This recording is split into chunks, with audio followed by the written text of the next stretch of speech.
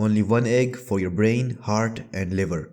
Hello everyone. Today I want to talk about one of my favorite foods, eggs. You might be wondering why I consider myself an egg expert. Well, it's because I've been eating eggs for so many years and have learned a lot about their benefits.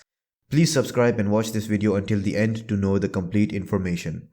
First of all, I highly recommend getting organic, pasture-raised eggs for their superior nutrition.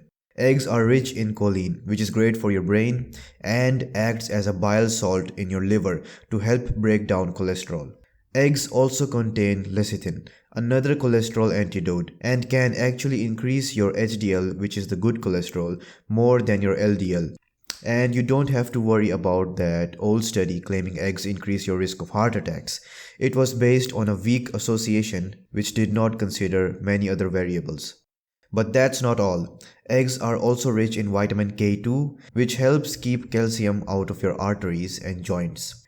They're one of the few foods that contain vitamin D as well as vitamin E, vitamin A, omega-3 fatty acids, and all the B vitamins. Plus, they're also loaded with trace minerals and carotenoids, which are nutrient-dense pigments that provide health benefits like improved eye health and prevention of macular degeneration.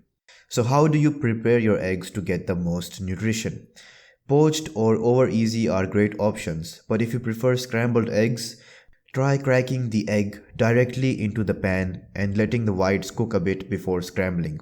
This helps preserve more of the nutrients compared to beating the eggs in a bowl. And finally, when it comes to serving size, I recommend 1 or 2 eggs for smaller people and 3 to 4 eggs for larger individuals. So there you have it, the many reasons why I eat 3 eggs a day and why you should consider adding them to your diet as well. If you found this video helpful, then please like, comment, subscribe and share this video with your friends and family too. Thanks, bye.